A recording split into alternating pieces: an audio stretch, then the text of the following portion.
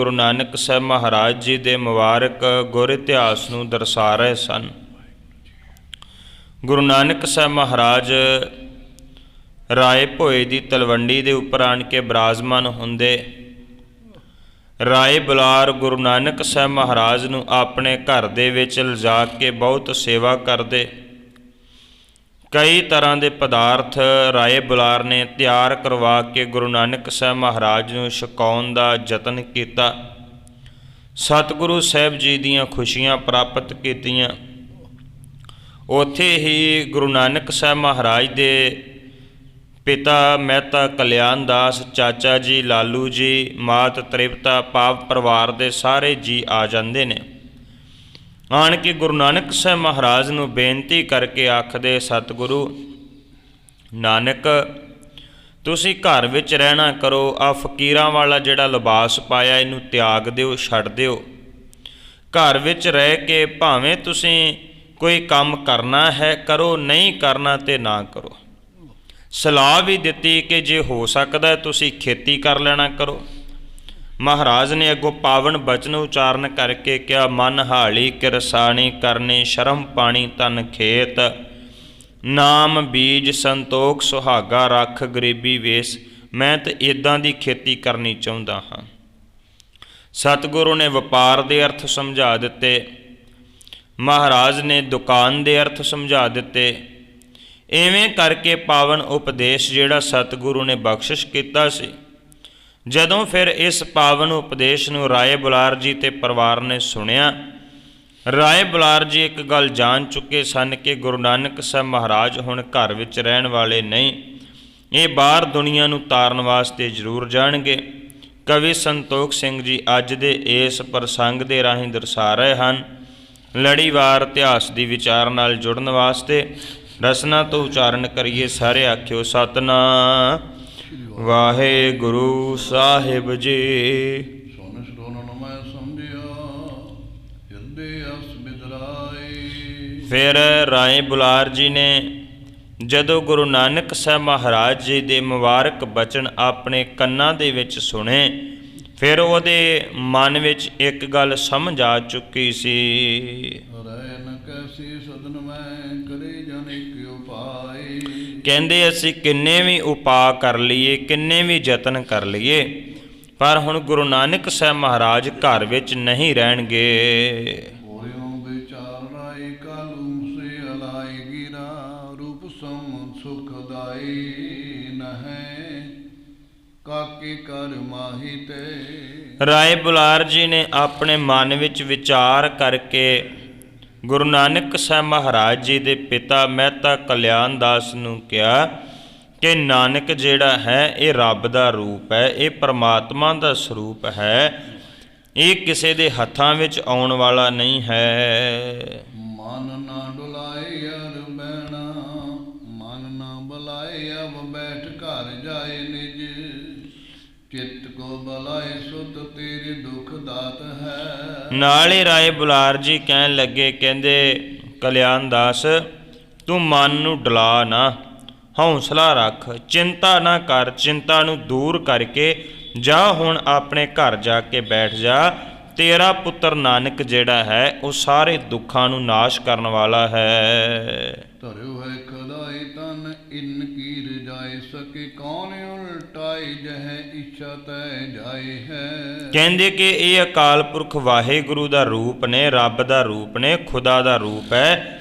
ਇਹਨਾਂ ਦੀ ਮਰਜ਼ੀ ਨੂੰ ਕੋਈ ਵੀ ਬਦਲ ਨਹੀਂ ਸਕਦਾ। ਇਹਨਾਂ ਦੀ ਜੋ ਇੱਛਾ ਹੋਵੇਗੀ ਇਹ ਉਹੀ ਕਾਰਜ ਕਰਨਗੇ। ਦਾਨ ਦਾ ਆਨੰਦ ਸੁਖ ਕੰਦ ਜਗ ਬੰਦ, ਜੋਗ ਦੰਬਨ ਕੇ ਮੰਦਾ ਅਵਤਾਰ ਵਾਹੀ ਵਾਹੀ ਹੈ। ਕਹਿੰਦੇ ਇਹ ਤੇ ਆਨੰਦ ਦੇਣ ਵਾਲੇ ਹਨ, ਸੁੱਖਾਂ ਦੇ ਦਾਤੇ ਹਨ, ਬੰਧਨ ਕੱਟਣ ਵਾਲੇ ਹਨ, ਪਖੰਡਾਂ ਨੂੰ ਦੂਰ ਕਰਨ ਵਾਲੇ ਹਨ।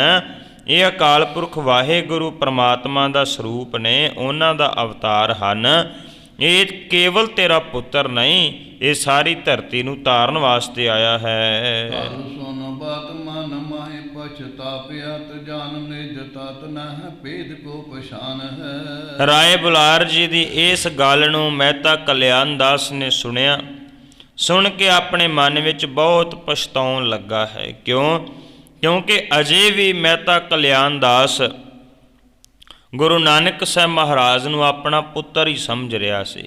ਅਜੇ ਤੱਕ ਵੀ ਉਹਨੇ ਗੁਰੂ ਨਾਨਕ ਸਾਹਿਬ ਮਹਾਰਾਜ ਜੀ ਦੇ ਭੇਦ ਨੂੰ ਜਾਣਿਆ ਨਹੀਂ ਸੀ, ਉਹਨਾਂ ਦੀ ਰਮਜ ਨੂੰ ਪਛਾਣਿਆ ਨਹੀਂ ਸੀ। ਗਉਨਿਆ ਵਾਸ ਬਹੁ ਲੇਤ ਸੇਤ ਸਵਾਸ ਸਤ ਹਿਤ ਸੁਖ ਜਿਉ ਤਾਕੇ ਦੁਖ ਪਰਮਾਨਹੀ। ਰਾਏ ਬੁਲਾਰ ਜੀ ਦੀ ਗੱਲ ਸੁਣ ਕੇ ਮਹਿਤਾ ਕਲਿਆਣ ਦਾਸ ਫਿਰ ਆਪਣੇ ਘਰ ਨੂੰ ਚੱਲ ਪਏ। ਠੰਡੇ ਠੰਡੇ ਸਾਹ ਲੈਂਦਿਆਂ ਹੋਇਆਂ ਉਹ ਤੁਰੇ ਜਾ ਰਹੇ ਸਨ ਘਰ ਨੂੰ।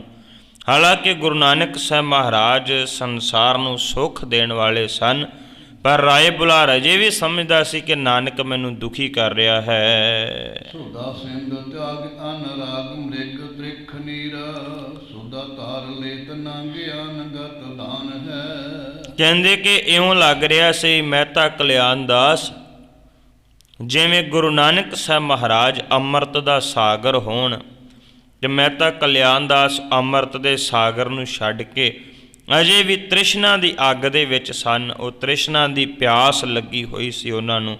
ਅਜੇ ਵੀ ਗੁਰੂ ਨਾਨਕ ਸਾਹਿਬ ਮਹਾਰਾਜ ਦੀ ਗੱਲ ਸਮਝਣ ਵਾਸਤੇ ਤਿਆਰ ਨਹੀਂ ਸਨ। ਸਤਿਗੁਰੂ ਵਾਲਾ ਗਿਆਨ ਧਾਰਨ ਕਰਨ ਦੀ ਬਜਾਏ ਮੋਹ ਦੇ ਵਿੱਚ ਫਸੇ ਹੋਏ ਸਨ। ਲਾਲੂ ਜਾਤ ਸਾਸ ਸਮਝਾਇ ਕੇ ਕਥਿਤ ਗਾਥ ਧਾਰਿਓ ਸਰੀਰ ਧੀਰ ਕਿਉ ਤੂੰ ਪ੍ਰੀਤ ਮਨਹੀ। ਜਦੋਂ ਘਰ ਜਾ ਰਹੇ ਸਨ ਤੇ ਨਾਲ ਉਹਨਾਂ ਦੇ ਜਿੱਥੇ ਮਹਿਤਾ ਕਲਿਆਣ ਦਾਸ ਜੀ ਦੇ ਨਾਲ ਲਾਲੂ ਜੀ ਭਾਵ ਗੁਰੂ ਨਾਨਕ ਸਾਹਿਬ ਦੇ ਚਾਚਾ ਜੀ ਜਾ ਰਹੇ ਸਨ। ਉਹ ਜਾਂਦਿਆਂ ਹੋਇਆਂ ਸਮਝਾ ਰਹੇ ਸੀ, ਕਹਿਣ ਲੱਗੇ ਕਾਲੂ ਜੀ ਤੁਸੀਂ ਹੁਣ ਡੋਲਣਾ ਨਾ ਕਰੋ, ਧੀਰਜ ਰੱਖਣਾ ਕਰੋ, ਕਿਸੇ ਵੀ ਤਰ੍ਹਾਂ ਦੀ ਤਕਲੀਫ ਜਿਹੜੀ ਉਹਨੂੰ ਨਾ ਮੰਨਣਾ ਕਰੋ। ਐਵੇਂ ਕਰਕੇ ਹੁਣ ਤੁਸੀਂ ਕਿਉਂ ਆਪਣੇ ਤਨ ਨੂੰ ਬਰਬਾਦ ਕਰ ਰਹੇ ਹੋ? ਗੁੱਸਾ ਨਾ ਕਰੋ, ਹੁਣ ਜੋ ਕੁਝ ਹੋ ਰਿਹਾ ਇਹਨੂੰ ਜਰਨਾ ਕਰੋ। ਮਾਤ ਕਾਰਜਾਤ ਬਖਿਆਤ ਬਿਰਹਾ ਪ੍ਰੀਤੇ ਹੋਤੋ ਏਕ ਤਾਤ ਸੋ ਬਦੇਸ ਜਾਨ ਨਾਨਈ। ਮਾਤਾ ਜੀ ਗੁਰੂ ਨਾਨਕ ਸਾਹਿਬ ਮਹਾਰਾਜ ਦੇ ਸਤਿਕਾਰਯੋਗ ਮਾਤਾ ਤ੍ਰਿਪਤਾ ਜੀ, ਉਹ ਵੀ ਮਨ ਹੀ ਮਨ ਜਿਹੜੇ ਸੋਚ ਰਹੇ ਸਨ, ਬੜੇ ਦੁਖੀ ਹੋ ਰਹੇ ਸਨ, ਵਿਆਕੁਲ ਸੀ। ਇੱਕੋ ਇੱਕ ਪੁੱਤਰ ਹੈ, ਉਹ ਵੀ ਪੁੱਤਰ ਜਿਹੜਾ ਇਹ ਘਰ ਛੱਡ ਕੇ ਵਿਦੇਸ਼ ਭਾਵ ਬਾਹਰ ਜਾਣਾ ਚਾਹੁੰਦਾ ਹੈ। ਥਾਏ ਸਮਝਾਈ ਨੇ ਬਾਤ ਮਨ ਪਾਇਓ ਕੋ ਉਦਾਸੀਨ ਕਿਉ ਨਾ ਆਵਾਸ ਹਿਤ ਜਾਨਹੀ। ਭਾਵੇਂ ਕਿ ਰਾਏ ਬੁਲਾਰ ਜੀ ਨੇ ਬਹੁਤ ਸਮਝਾਇਆ ਸੀ, ਪਰ ਰਾਏ ਬੁਲਾਰ ਜੀ ਦੇ ਸਮਝਾਉਣ ਦੇ ਬਾਵਜੂਦ ਵੀ ਉਹਨਾਂ ਦੇ ਮਨ ਨੂੰ ਚੈਨ ਨਹੀਂ ਸੀ ਆ ਰਿਹਾ, ਉਦਾਸ ਹੋ ਰਹੇ ਸਨ, ਕਿਉਂਕਿ ਸਾਰੇ ਘਰ ਦੇ ਜੀ ਮੋਹ ਦੇ ਵਿੱਚ ਬੱਝੇ ਹੋਏ ਸਨ। ਬੇਦੀ ਕੁਲ ਕੀਤ ਰਹੇ ਠਾਈ ਨਾਨਕੀਤ ਨਿਸ ਭੂਰ ਜਪ ਭਈ ਜਪ ਬੈਸੀ ਉਦਿਆ ਨਹੀਂ। ਗੁਰੂ ਨਾਨਕ ਸਾਹਿਬ ਮਹਾਰਾਜ ਰਾਏ ਬੁਲਾਰ ਦੇ ਘਰ ਹੀ ਰਹਿ ਰਹੇ ਸਨ। ਉੱਥੇ ਹੀ ਰਹਿ ਕੇ ਅਕਾਲ ਪੁਰਖ ਵਾਹਿਗੁਰੂ ਨੂੰ ਚੇਤੇ ਕਰਦੇ ਪਏ ਸਨ। ਕੁਝ ਸਮਾਂ ਫਿਰ ਉੱਥੇ ਟਿਕਣ ਤੋਂ ਬਾਅਦ ਸਤਿਗੁਰੂ ਪਿੰਡ ਤੋਂ ਬਾਹਰ ਜੰਗਲ ਵਾਲੇ ਪਾਸੇ ਨੂੰ ਚਲੇ ਜਾਂਦੇ ਹਨ। ਆਸਰ ਗੁਜ਼ਾਰ ਕਰ ਆਪਣੀ ਅਗਾਰ ਆਏ ਮੋਹ ਕੀ ਉਦਾਰ ਕਰ ਤਾਰ ਗੁਣ ਖਾਨਹੀ। ਗੁਰੂ ਨਾਨਕ ਸਾਹਿਬ ਮਹਾਰਾਜ ਜਿਹੜੇ ਸੰਸਾਰ ਨੂੰ ਮੁਕਤੀ ਦੇਣ ਵਾਸਤੇ ਆਏ ਸਨ, ਗੁਣਾਂ ਦਾ ਹੀ ਖਾਨ ਸੀ ਗੁਰੂ ਨਾਨਕ ਸਾਹਿਬ ਮਹਾਰਾਜ। ਤੇ ਕਵੀ ਸੰਤੋਖ ਸਿੰਘ ਕਹਿੰਦੇ ਜਦੋਂ ਸਾਰਾ ਦਿਨ ਬਾਹਰ ਬਤੀਤ ਹੋ ਗਿਆ ਨਾ, ਫਿਰ ਸਤਿਗੁਰੂ ਸ਼ਾਮ ਦੇ ਵਕਤ ਆਪਣੇ ਘਰ ਆ ਜਾਂਦੇ ਹਨ। ਮਾਤ ਹਰ ਖਾਈ ਉਰਿਆਨ ਦਾਨਾ ਮਾਏ ਸੁਤ ਨੀਤੀ ਅਧਿਕਾਈ ਬਹੁ ਬਿਦ ਸਮਝਾਵਹੀ। ਮਾਤਾ ਨੇ ਵੇਖਿਆ ਪੁੱਤਰ ਘਰ ਆ ਗਿਆ, ਗੁਰੂ ਨਾਨਕ ਸਾਹਿਬ ਮਹਾਰਾਜ ਘਰ ਆ ਗਏ। ਮਾਤਾ ਜੀ ਬਹੁਤ ਪ੍ਰਸੰਨ ਹੋਏ, ਬੜੀ ਖੁਸ਼ੀ ਦੇ ਵਿੱਚ ਆਏ। ਤੇ ਕਿਉਂਕਿ ਗੁਰੂ ਨਾਨਕ ਸਾਹਿਬ ਮਹਾਰਾਜ ਨੂੰ ਪੁੱਤਰ ਸਮਝ ਕੇ ਮੋਹ ਦੇ ਵਿੱਚ ਬੱਝੇ ਹੋਏ ਸਨ, ਇੱਦਾਂ ਕਰਕੇ ਫਿਰ ਉਹਨਾਂ ਨਾਲ ਬਚਨ ਕਰਨ ਲੱਗੇ ਹਨ। ਤਾਤ ਕੋ ਕਾਜ ਨਹਿ ਰਹੇ ਘਰ ਮਾਹਿ ਬੈਸੀ ਕੋ ਨ ਕਹੇ ਕਛੂ ਕਰੂ ਮਨ ਭਾਵਈ। ਮਾਤ ਤ੍ਰਿਪਤਾ ਜੀ ਗੁਰੂ ਨਾਨਕ ਸਾਹਿਬ ਮਹਾਰਾਜ ਨੂੰ ਆਖਦੇ ਨੇ, ਕਹਿੰਦੇ ਦੇਖ ਪੁੱਤਰ ਤੂੰ ਕੋਈ ਘਰ ਵਿੱਚ ਕੰਮ ਨਾ ਕਰੀ, ਪਰ ਘਰ ਰਹਿਣਾ ਕਰ, ਕੋਈ ਕੰਮ ਨਾ ਕਰੀ। ਨਾ ਤੈਨੂੰ ਕੋਈ ਕੁਝ ਕਵੇਗਾ, ਨਾ ਹੀ ਤੈਨੂੰ ਕੋਈ ਕੰਮ ਕਰਨ ਦੀ ਲੋੜ ਹੋਵੇਗੀ। ਬਸ ਇੱਕੋ ਹੀ ਬੇਨਤੀ ਹੈ ਕਿ ਤੂੰ ਘਰ ਦੇ ਵਿੱਚ ਰਹਿਣਾ ਕਰ। ਆਖ ਤੈ ਨਾ ਹੋਵੇ ਦੂਰ ਰਹੇ ਹਦੂਰ ਸੁਤ ਫਿਕਰ ਕੇ ਜ਼ਿਕਰ ਨ ਤੁਮ ਤੱਕ ਆਵਈ। ਕਹਿਣ ਲੱਗੇ ਕਿ ਤੂੰ ਸਾਡੀਆਂ ਅੱਖਾਂ ਦੇ ਸਾਹਮਣੇ ਹੋਵੇਂਗਾ, ਸਾਨੂੰ ਕਿਸੇ ਪ੍ਰਕਾਰ ਦੀ ਕੋਈ ਚਿੰਤਾ ਨਹੀਂ ਹੋਏਗੀ। ਤੂੰ ਸਾਡੀਆਂ ਅੱਖਾਂ ਤੋਂ ਦੂਰ ਨਾ ਜਾਣਾ ਕਰ। ਇਵੇਂ ਕਰਕੇ ਸਾਡੇ ਵਾਸਤੇ ਵੀ ਕੋਈ ਸਮੱਸਿਆ ਕੋਈ ਮੁਸੀਬਤ ਨਹੀਂ ਹੋਏਗੀ। ਤੂੰ ਵੀ ਘਰ ਵਿੱਚ ਰਹਿ ਕੇ ਬੈਠਣਾ ਕਰ, ਭਾਵੇਂ ਕੰਮ ਨਾ ਹੀ ਕਰਨਾ ਕਰੇ।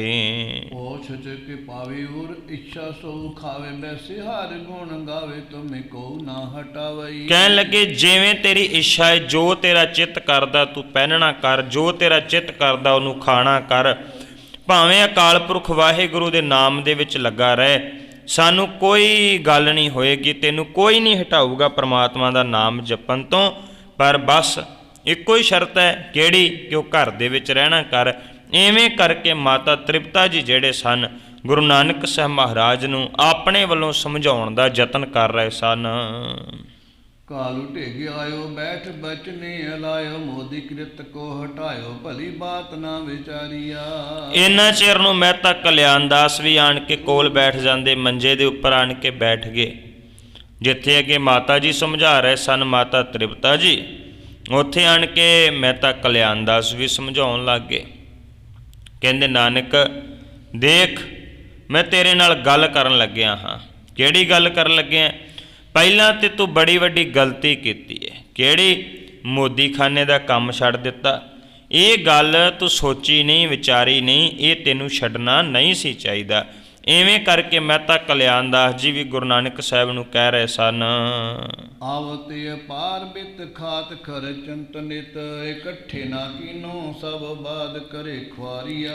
ਕਹਿਣ ਲੱਗੇ ਕਿ ਦੇਖ, ਫਿਰ ਬਹੁਤ ਸਾਰਾ ਧਨ ਆਉਂਦਾ ਸੀ, ਪੈਸੇ ਆਉਂਦੇ ਸੀ, ਮਾਇਆ ਆਉਂਦੀ ਸੀ, ਪਰ ਉਹ ਸਾਰੀ ਮਾਇਆ ਜਿਹੜੀ ਤੂੰ ਇਕੱਠੀ ਨਹੀਂ ਕੀਤੀ, ਜਮ੍ਹਾਂ ਨਹੀਂ ਕੀਤੇ, ਬਲਕਿ ਵਿਅਰਥੀ ਜਿਹੜੇ ਉਹ ਤੂੰ ਲੁਟਾ ਦਿੱਤੇ, ਵਿਅਰਥੀ ਜਿਹੜੇ ਤੂੰ ਖਰਾਬ ਕਰ ਦਿੱਤੇ, ਐਵੇਂ ਬਰਬਾਦ ਕਰ ਦਿੱਤੇ ਸਾਰੇ ਪੈਸੇ। आपकी सोज सब दीनी है लटाए, तुम सोने वह मकान धन शेख बहो बारिया। ਕਹਿਣ ਲੱਗੇ ਪਹਿਲਾਂ ਅਸੀਂ ਕੰਨਾਂ ਨਾਲ ਸੁਣਿਆ ਸੀ, ਫਿਰ ਅੱਖਾਂ ਨਾਲ ਵੇਖਿਆ, ਸਾਰਾ ਧਨ ਜਿਹੜਾ ਸਮਾਨ ਸੀ ਉਹ ਤੂੰ ਉੱਥੇ ਲੁਟਾ ਦਿੱਤਾ। ਜੋ ਕੁਝ ਤੈਨੂੰ ਨਵਾਬ ਨੇ ਪਾਵ ਦੌਲਤ ਖਾਂ ਲੋਧੀ ਨੇ ਦਿੱਤਾ ਸੀ ਉਹ ਵੀ ਤੂੰ ਲੁਟਾ ਦਿੱਤਾ। ਸਾਰਾ ਧਨ ਜਿਹੜਾ ਉਹ ਤੂੰ ਲੁਟਾ ਦਿੱਤਾ ਹੈ। सो भी नहीं लियो सब रंकन को दियो कह, साध भेख भयो तीने कुजा हमारिया। ਕਹਿੰਦੇ ਜਿੰਨਾ ਧਨ ਸੀ ਉਹ ਗਰੀਬਾਂ ਤੇ ਕੰਗਾਲਾਂ ਦੇ ਵਿੱਚ ਵੰਡ ਦਿੱਤਾ। ਇੱਥੇ ਹੀ ਨਹੀਂ ਰੁਕਿਆ ਤੂੰ। ਦੇਖ ਹੁਣ ਆਹ ਕਿਹੜਾ ਨਵਾਂ ਕੰਮ ਫੜ ਲਿਆ, ਆਹ ਫਕੀਰਾਂ ਵਾਲਾ ਲਿਬਾਸ, ਫਕੀਰਾਂ ਵਾਲਾ ਪਹਿਰਾਵਾ, ਇਹ ਤੂੰ ਆਪਣੇ ਤਨ ਦੇ ਉੱਪਰ ਧਾਰਨ ਕਰ ਲਿਆ ਹੈ। जब के जन्म भयो तब को न सुख दियो, भूर समझा एक बात नहीं मानिया।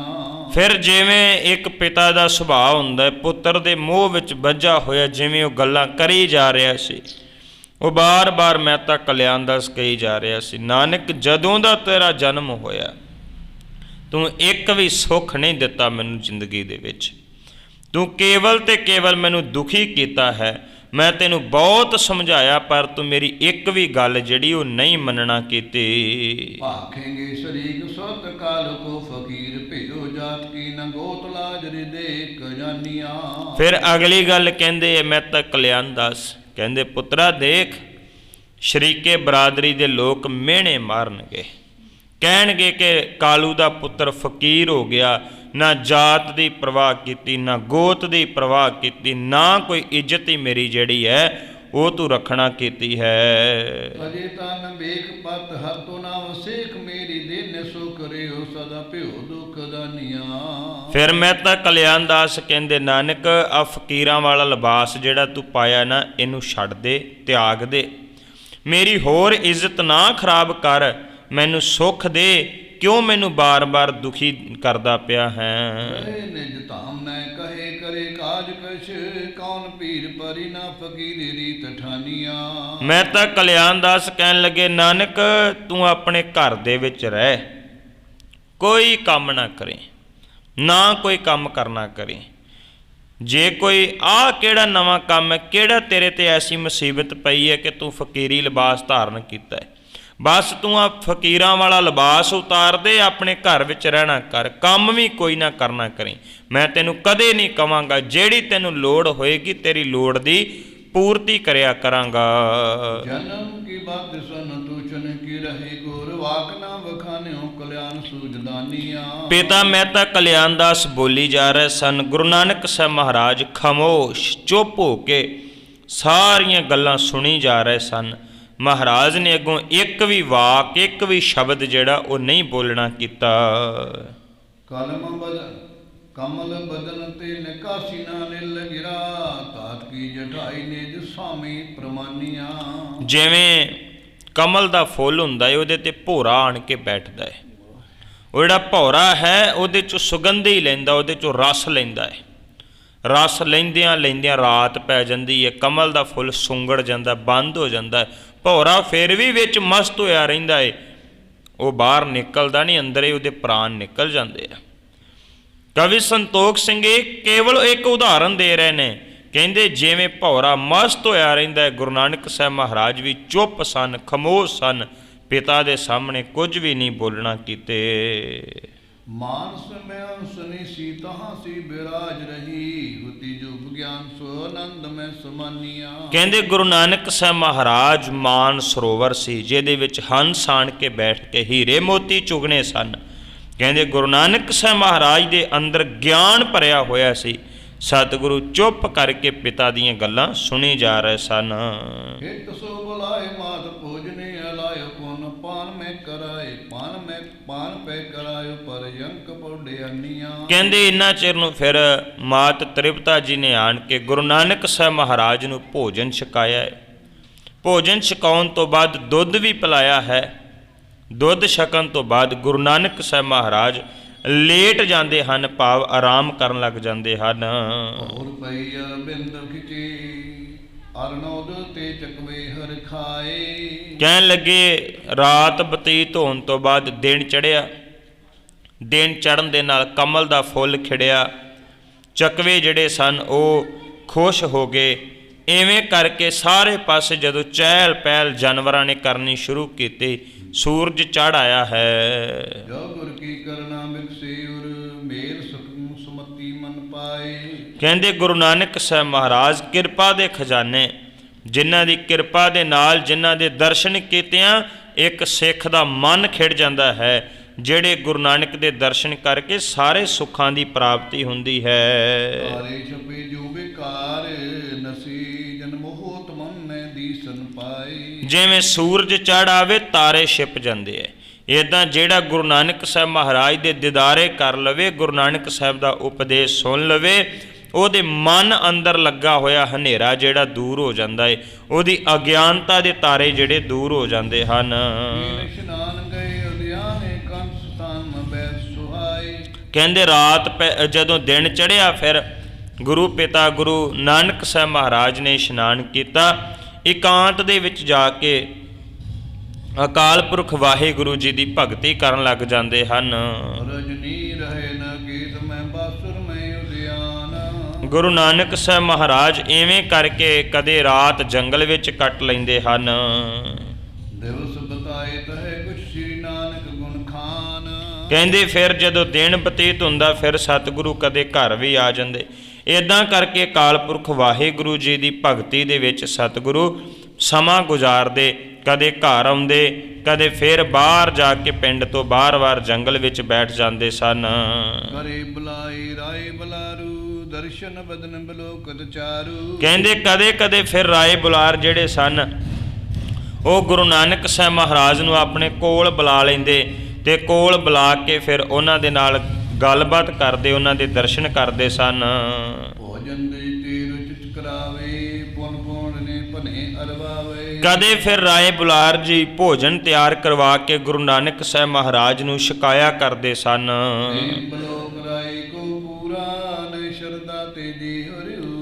ਰਾਏ ਬੁਲਾਰ ਜੀ ਦਾ ਮਨ ਜਿਹੜਾ ਸੀ ਪ੍ਰੇਮ ਦੇ ਨਾਲ ਭਰਿਆ ਹੋਇਆ ਸੀ। ਉਹਦੇ ਹਿਰਦੇ ਦੇ ਵਿੱਚ ਸਤਿਗੁਰੂ ਦੇ ਪ੍ਰਤੀ ਪੂਰਨ ਸ਼ਰਧਾ ਜਿਹੜੀ ਸੀ ਉਹ ਭਰੀ ਹੋਈ ਸੀ।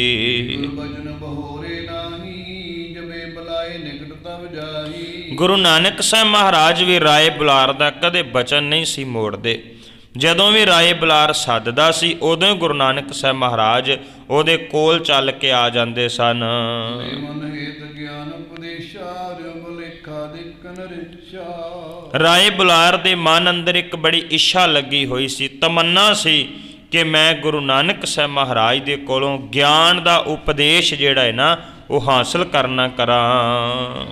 ਬਿੰਬ ਬਿੰਦ ਭਾਤ ਕੀ ਕਰੇ ਜੋ ਸੇਵਾ ਨਿਸ ਦਿਨ ਗਿਆਨ ਧਰੇ ਗੁਰਦੇਵਾ। ਇੱਦਾਂ ਕਰਕੇ ਫਿਰ ਤਾਂ ਹੀ ਰਾਏ ਬੁਲਾਰ ਬਾਰ-ਬਾਰ ਗੁਰੂ ਨਾਨਕ ਸਾਹਿਬ ਮਹਾਰਾਜ ਦੀ ਸੇਵਾ ਕਰਦਾ ਸੀ ਤੇ ਨਾਲੇ ਫਿਰ ਆਪਣਾ ਮਨ ਜਿਹੜਾ ਹੈ, ਆਪਣੀ ਸੁਰਤ ਜਿਹੜੀ ਗੁਰੂ ਨਾਨਕ ਸਾਹਿਬ ਮਹਾਰਾਜ ਦੇ ਚਰਨਾਂ ਵਿੱਚ ਜੋੜੀ ਰੱਖਦਾ ਸੀ।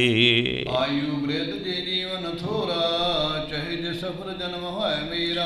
ਆਪਣੇ ਮਨ ਵਿੱਚ ਸੋਚਦਾ ਸੀ ਉਮਰ ਹੁਣ ਥੋੜੀ ਰਹਿ ਗਈ ਹੈ, ਵੱਡੀ ਉਮਰ ਹੋ ਗਈ ਹੈ, ਤੇ ਇਹ ਕਿਉਂ ਨਾ ਜਿਹੜਾ ਥੋੜਾ ਜਿਹਾ ਮੇਰਾ ਜੀਵਨ ਰਹਿ ਗਿਆ ਇਸ ਜੀਵਨ ਨੂੰ ਮੈਂ ਸਫਲ ਕਰ ਲੈਣਾ ਕਰਾਂ। ਅਸ਼ਟ ਜਾਮ ਮਨ ਵੇ ਲਿਵ ਲਾਗੀ ਸ੍ਰੀ ਗੁਰੂ ਚਰਨ ਕਮਲ ਅਨੁਰਾਗੀ। ਅੱਠੇ ਪੈਰ ਗੁਰੂ ਨਾਨਕ ਸਾਹਿਬ ਮਹਾਰਾਜ ਦੇ ਚਰਨ ਕਮਲਾਂ ਦੇ ਵਿੱਚ ਉਹਦੀ ਸੁਰਤ ਜਿਹੜੀ ਹੈ ਉਹ ਲੱਗੀ ਰਹਿੰਦੀ ਸੀ। ਇੱਕ ਬਾਸੁਰ ਨ ਪਠ ਅਵਨੀਪਾ ਕਮਲ ਬਦਨ ਬੁਲਵਾਈ ਸਮੀਪਾ। ਫਿਰ ਇੱਕ ਦਿਨ ਕੀ ਹੋਇਆ, ਰਾਏ ਬੁਲਾਰ ਨੇ ਗੁਰੂ ਨਾਨਕ ਸਾਹਿਬ ਮਹਾਰਾਜ ਨੂੰ ਸੁਨੇਹਾ ਭੇਜਿਆ। ਸੁਨੇਹਾ ਭੇਜ ਕੇ ਕਿਹਾ ਗੁਰੂ ਨਾਨਕ ਸਾਹਿਬ ਨੂੰ, ਤੁਸੀਂ ਕਿਰਪਾ ਕਰਕੇ ਘਰ ਆਉਣਾ ਕਰੋ। ਦਵੇ ਕਰ ਬੰਦੇ ਬਿਨੇ ਬਖਾਨੀ ਦੀਨ ਦਿਆਲ ਦਾਸਨ ਗਤ ਦਾਨੀ। ਰਾਏ ਬੁਲਾਰ ਨੇ ਦੋਵੇਂ ਹੱਥ ਜੋੜ ਕੇ ਗੁਰੂ ਨਾਨਕ ਸਾਹਿਬ ਮਹਾਰਾਜ ਨੂੰ ਬੇਨਤੀ ਕੀਤੀ, ਹੇ ਗਰੀਬਾਂ ਦੇ ਉੱਪਰ ਦਇਆ ਕਰਨ ਵਾਲੇ, ਦਾਸਾਂ ਨੂੰ ਮੁਕਤੀ ਦੇਣ ਵਾਲੇ ਸਤਿਗੁਰੂ ਜੀ, ਸਰੂਪ ਕੋ ਦਿਓ ਬੁਝਾਈ ਭੂਲ ਰਿਹੋ ਜੀ ਸੁਧ ਨੈ ਕਾਈ। ਕਿਰਪਾ ਕਰੋ ਮੈਨੂੰ ਆਪੇ ਦੀ ਪਹਿਚਾਣ ਕਰਾਉਣੀ ਕਰੋ। ਮੈਂ ਕੌਣ ਹਾਂ, ਮੈਂ ਕੀ ਕਰਨਾ ਹੈ, ਮੇਰੇ ਅੰਦਰ ਕੀ ਹੈ, ਮੈਨੂੰ ਗਿਆਨ ਦਾ ਉਪਦੇਸ਼ ਜਿਹੜਾ ਉਹ ਬਖਸ਼ਿਸ਼ ਕਰੋ। ਮੈਂ ਭੁੱਲਿਆ ਹੋਇਆ ਹਾਂ, ਮੈਨੂੰ ਸੱਚ ਦੀ ਸਮਝ ਆ ਜਾਵੇ। ਇਹ ਬੇਨਤੀਆਂ ਕਰਦਾ ਹੈ ਰਾਏ ਬੁਲਾਰ ਗੁਰੂ ਨਾਨਕ ਸਾਹਿਬ ਮਹਾਰਾਜ ਦੇ ਚਰਨਾਂ ਦੇ ਵਿੱਚ। ਮੈਂ ਹੋ ਕਛ ਜਾਏ ਨ ਜਾਨਾ ਬੜਿਓ ਵਸੇਗਰ ਦੇ ਗਤ ਦਾਨ ਗਿਆਨਾ। ਮੈਂ ਕੌਣ ਹਾਂ ਇਹਦੀ ਮੈਨੂੰ ਸਮਝ ਆ ਜਾਵੇ, ਮੇਰੇ ਅੰਦਰੋਂ ਹੰਕਾਰ ਜਿਹੜਾ ਖਤਮ ਹੋ ਜਾਵੇ, ਅਗਿਆਨਤਾ ਮਿਟ ਜਾਏ, ਮੇਰੇ ਅੰਦਰ ਗਿਆਨ ਦਾ ਜਿਹੜਾ ਪ੍ਰਕਾਸ਼ ਹੋ ਜਾਣਾ ਕਰੇ। ਸੁਮਤ ਕਹਿਤ ਮਸਾ ਗਿਆਨਾ ਮੈਨੇ ਜਾਈ ਤਾਹੀ ਸਮਾਨਾ। ਰਾਏ ਬੁਲਾਰ ਹੱਥ ਜੋੜ ਕੇ ਕਹਿੰਦਾ, ਨਾਨਕ ਜੀ ਮੈਂ ਸੁਣਿਆ ਹੈ ਸਤ ਪੁਰਸ਼ ਸਮਝਾਇਆ ਕਰਦੇ ਨੇ ਕਿ ਜਿਹੜੇ ਅਗਿਆਨਤਾ ਹੁੰਦੀ ਹੈ ਹਨੇਰੇ ਦੀ ਤਰ੍ਹਾਂ ਹੁੰਦੀ ਹੈ। ਜਿਵੇਂ ਬਾਹਰ ਬੰਦਾ ਹਨੇਰੇ 'ਚ ਤੁਰਿਆ ਫਿਰੇ ਕੁਝ ਨਹੀਂ ਲੱਭਦਾ, ਇੱਦਾਂ ਜਿੰਨਾ ਚਿਰ ਮਨੁੱਖ ਦੇ ਅੰਦਰ ਹਨੇਰੇ ਵਿੱਚ ਹੈ, ਅੰਦਰ ਅਗਿਆਨਤਾ ਹੈ, ਮਨੁੱਖ ਨੂੰ ਵੀ ਆਪਣਾ ਆਪ ਕੁਝ ਨਹੀਂ ਲੱਭਦਾ। ਕਿਰਪਾ ਕਰੋ ਇਹ ਹਨੇਰਾ ਜਿਹੜਾ ਮੇਰਾ ਦੂਰ ਹੋ ਜਾਵੇ। ਇਸ ਦਾ ਵਿਖੀ ਤਨ ਸੁਧ ਸਭ ਭਾਨੇ ਅਨ ਪਦਾਰਥ ਜਾਏ ਨਾ ਜਾਣੇ। ਕਹਿੰਦੇ ਸ੍ਰੇਸ਼ਟ ਪਦਾਰਥਾਂ ਬਾਰੇ ਕੋਈ ਸਮਝ ਨਹੀਂ ਆਉਂਦੀ। ਸ੍ਰੇਸ਼ਟ ਪਦਾਰਥ ਕੀ ਹੈ? ਨਾਮ ਰੂਪੀ ਪਦਾਰਥ, ਗਿਆਨ ਰੂਪੀ ਭੋਜਨ, ਇਹਦੀ ਕੋਈ ਸਮਝ ਨਹੀਂ ਹੈ ਮੈਨੂੰ। ਕਿਰਪਾ ਕਰੋ ਮੈਨੂੰ ਇਹਦੀ ਸਮਝ ਬਖਸ਼ ਦੇਣਾ ਕਰੋ। ਆਪਣੇ ਆਪ ਨ ਜਾਣਿਓ ਜਾਈ। ਰਾਏ ਬੁਲਾਰ ਹੱਥ ਜੋੜ ਕੇ ਕਹਿੰਦਾ, ਮਹਾਰਾਜ ਅਗਿਆਨਤਾ ਦੇ ਵਿੱਚ ਪੈ ਕੇ ਮੈਂ ਆਪਣੇ ਆਪ ਦੀ ਸੋਝੀ ਭੁਲਾ ਦਿੱਤੀ ਹੈ, ਇਸ ਕਰਕੇ ਮੈਂ ਆਪਣੇ ਆਪ ਨੂੰ ਜਾਣ ਹੀ ਨਹੀਂ ਸਕਿਆ ਕਿ ਮੈਂ ਕੌਣ ਹਾਂ। ਜਾਤੇ ਤਮ ਤੇ ਸਾਹਮਣੇ ਤਾਕੇ ਸਰਬ ਜੀਵ ਦੁਖੀਆ ਬਸ ਜਾਕੇ। ਜਿੰਨਾ ਚਿਰ ਮੇਰੇ ਅੰਦਰੋਂ ਅਗਿਆਨਤਾ ਜਿਹੜੀ ਹੈ ਉਹ ਦੂਰ ਨਹੀਂ ਨਾ ਹੁੰਦੀ, ਉਹਨਾਂ ਚਿਰ ਮੈਨੂੰ ਜਿਹੜਾ ਆਪਣੇ ਦੀ ਸਮਝ ਨਹੀਂ ਆਏਗੀ, ਤੇ ਜਿੰਨਾ ਚਿਰ ਆਪੇ ਦੀ ਸਮਝ ਨਹੀਂ ਆਉਂਦੀ ਉਹਨਾਂ ਚਿਰ ਮੈਂ ਦੁਖੀ ਹੋਵਾਂਗਾ। ਦੇਖੋ ਬਾਹਰ ਇੱਕ ਚਾਨਣ ਹੈ, ਬਾਹਰ ਦੇ ਚਾਨਣ ਨਾਲ ਬਾਹਰ ਸੰਸਾਰ ਦਿਸਦਾ ਹੈ, ਪਰ ਮਨੁੱਖ ਦੇ ਅੰਦਰ ਕੀ ਹੈ ਇਹ ਮਨੁੱਖ ਨੂੰ ਕੁਝ ਵੀ ਪਤਾ ਨਹੀਂ। ਸਤਿਗੁਰੂ ਦੀ ਪਾਵਨ ਬਾਣੀ ਨੇ ਕਿਹਾ, ਮਹਾਰਾਜ ਕਹਿੰਦੇ ਗੁਰ ਬਿਨ ਘੋਰ ਅੰਧਾਰ ਗੁਰੂ ਬਿਨ ਸਮਝ ਨਾ ਆਵੇ। ਗੁਰੂ ਤੋਂ ਬਿਨਾ ਮਨੁੱਖ ਦੇ ਅੰਦਰ ਘੋਰ ਹਨੇਰਾ ਹੈ, ਨਾ ਬੰਦੇ ਨੂੰ ਕੋਈ ਸਮਝ ਆਉਂਦੀ ਹੈ ਜ਼ਿੰਦਗੀ ਜਿਉਣੀ ਕਿਵੇਂ ਹੈ, ਜ਼ਿੰਦਗੀ ਬਤੀਤ ਕਿਵੇਂ ਕਰਨੀ ਹੈ, ਮਨੁੱਖਾ ਜੀਵਨ ਨੂੰ ਸਫਲ ਕਿਵੇਂ ਕਰਨਾ, ਬੰਦੇ ਨੂੰ ਸਮਝ ਨਹੀਂ ਆ ਸਕਦੀ। ਇਹ ਸੱਚ ਦਾ ਉਪਦੇਸ਼ ਗੁਰੂ ਦਿੰਦਾ ਹੈ। ਜਿਵੇਂ ਰਾਏ ਬੁਲਾਰ ਗੁਰੂ ਨਾਨਕ ਸਾਹਿਬ ਨੂੰ ਬੇਨਤੀਆਂ ਕਰ ਰਿਹਾ, ਜਿਵੇਂ ਭਾਈ ਲਹਿਣਾ ਜੀ ਨੇ ਆਪ ਕਈ ਸਾਲ ਆਪਣੀ ਜ਼ਿੰਦਗੀ ਦੇ ਵਰੇ ਬਤੀਤ ਕਰਨ ਤੋਂ ਬਾਅਦ ਜਦੋਂ ਸਮਝ ਆਈ ਗੁਰੂ ਨਾਨਕ ਸਾਹਿਬ ਦੇ ਚਰਨਾਂ ਵਿੱਚ ਆਣ ਕੇ ਫਿਰ ਗੁਰੂ ਦੀ ਪਦਵੀ ਪ੍ਰਾਪਤ ਹੋਈ। ਉਹਨਾਂ ਨੇ ਮੁਬਾਰਕ ਬਚਨ ਕਿਹਾ, ਕਹਿਣ ਲੱਗੇ ਜੇ ਸੋ ਚੰਦਾ ਉਗਵੈ ਸੂਰਜ ਚੜ੍ਹੈ ਹਜ਼ਾਰ, ਏਤੇ ਚਾਨਣ ਹੁੰਦਿਆਂ ਗੁਰਬਿਨ ਘੋਰ ਅੰਧਾਰ। ਆ ਬਾਹਰ ਜਿੰਨਾ ਮਰਜ਼ੀ ਪ੍ਰਕਾਸ਼ ਹੋ ਜਾਵੇ, ਮਨੁੱਖ ਦੇ ਅੰਦਰ ਦਾ ਹਨੇਰਾ ਦੂਰ ਨਹੀਂ ਹੋ ਸਕਦਾ। ਇੱਥੋਂ ਤੱਕ ਵੀ ਕਿਹਾ ਮਹਾਰਾਜ ਦੀ ਬਾਣੀ ਨੇ, ਸਤਿਗੁਰੂ ਕਹਿੰਦੇ ਬਾਹਰ ਦਿਸੈ ਚਾਨਣਾ ਦਿਲ ਅੰਧਿਆਰੀ ਰਾਤ। ਬਾਹਰ ਤੇ ਬੜਾ ਚਾਨਣ ਹੈ, ਅੰਦਰ ਹਨੇਰਾ ਹੈ। ਅੰਦਰ ਦਾ ਹਨੇਰਾ ਦੂਰ ਕਰਨਾ ਹੋਵੇ ਤੇ ਉਹਦੇ ਵਾਸਤੇ ਇੱਕੋ ਹੀ ਤਰੀਕਾ ਹੈ, ਉਹ ਹੈ ਗੁਰੂ ਦਾ ਗਿਆਨ। ਸਤਿਗੁਰ ਸ਼ਬਦ ਉਜਾਰੋ ਦੀਪਾ। ਮਹਾਰਾਜ ਕਹਿੰਦੇ ਗੁਰੂ ਦੇ ਗਿਆਨ ਦਾ ਦੀਪਕ ਜਗ ਪਵੇ ਅੰਦਰ, ਤਾਂ ਅੰਦਰ ਦਾ ਹਨੇਰਾ ਦੂਰ ਹੋ ਸਕਦਾ ਏ। ਇਹ ਹਨੇਰਾ ਗੁਰੂ ਤੋਂ ਬਿਨਾਂ ਦੂਰ ਨਹੀਂ ਹੋ ਸਕਦਾ। ਇਸ ਗੱਲ ਦੀ ਸਮਝ ਆ ਚੁੱਕੀ ਸੀ ਰਾਏ ਬੁਲਾਰ ਨੂੰ, ਅੰਦਰ ਹਨੇਰਾ ਹੈ, ਆਪੇ ਦੀ ਸਮਝ ਨਹੀਂ। ਬੰਦੇ ਨੂੰ ਇਹੀ ਤੇ ਭੁੱਲਿਆ ਹੋਇਆ ਮੈਂ ਕੌਣ ਹਾਂ। ਤੇ ਸੱਚ ਜਾਣਿਓ, ਮੈਂ ਦੀ ਤੇ ਖੋਜ ਕਰਨੀ ਹੈ। ਮਨੁੱਖ ਅਕਾਲ ਪੁਰਖ ਵਾਹਿਗੁਰੂ ਪਰਮਾਤਮਾ ਦਾ ਸਰੂਪ ਹੈ। ਇਹਦੇ ਉੱਪਰ ਵਕਾਰਾਂ ਦੀ ਮੈਲ ਜੰਮਦੀ ਜਾਂਦੀ ਤੇ ਜੰਮਣ ਕਰਕੇ ਇਹਦੀ ਆਪਣੇ ਆਪ ਖਤਮ ਹੋ ਜਾਂਦਾ ਏ। ਜਦੋਂ ਫਿਰ ਉਹਦੇ ਤੋਂ ਸਹਿਜੇ ਮੈਲ ਪਰੇ ਹਟਦੀ ਹੈ ਨਾ, ਫਿਰ ਆਪੇ ਦੀ ਸਮਝ ਆਉਂਦੀ ਹੈ ਕਿ ਮੈਂ ਕੌਣ ਹਾਂ। ਮੈਂ ਉਸ ਅਕਾਲ ਪੁਰਖ ਵਾਹਿਗੁਰੂ ਦਾ ਰੂਪ ਹਾਂ, ਉਹਦੀ ਅੰਸ਼ ਹਾਂ। ਤੇ ਇਹ ਜਿਹੜੀ ਅੰਸ਼ ਹੈ ਗਵਾਚੀ ਹੋਈ ਹਉਮੈ ਦੇ ਕਰਕੇ। ਰਾਏ ਬੁਲਾਰ ਕਹਿੰਦੇ ਸਤਿਗੁਰੂ ਕਿਰਪਾ ਕਰ ਦਿਓ, ਮੇਰੇ ਅੰਦਰ ਦਾ ਅਗਿਆਨਤਾ ਹਨੇਰਾ ਦੂਰ ਕਰ ਦੇਣਾ ਕਰੋ। ਉਪਦੇਸ਼ ਪ੍ਰਭ ਤੋਇ ਸਮਾਨਾ, ਅਵਨੀ ਵਿਖੇ ਨ ਜਾਨੋ ਜਾਨਾ। ਰਾਏ ਬੁਲਾਰ ਹੱਥ ਜੋੜ ਕੇ ਕਹਿੰਦਾ ਮਹਾਰਾਜ ਤੁਸੀਂ ਉਪਦੇਸ਼ ਦੇਣ ਵਾਲੇ ਹੋ, ਇਸ ਧਰਤੀ ਦੇ ਉੱਪਰ ਤੁਹਾਡੇ ਤੋਂ ਇਲਾਵਾ ਮੈਨੂੰ ਹੋਰ ਕੋਈ ਨਜ਼ਰ ਨਹੀਂ ਆਉਂਦਾ।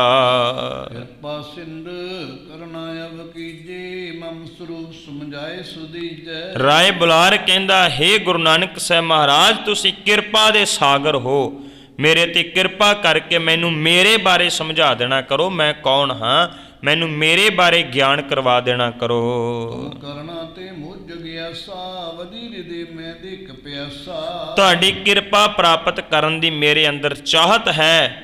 ਹੁਣ ਮੇਰੇ ਅੰਦਰ ਦਿਨੋਂ ਦਿਨ ਪਿਆਸ ਵੱਧਦੀ ਜਾ ਰਹੀ ਹੈ, ਕਿਰਪਾ ਕਰਕੇ ਮੇਰੀ ਇਸ ਪਿਆਸ ਨੂੰ ਬੁਝਾਉਣਾ ਕਰੋ।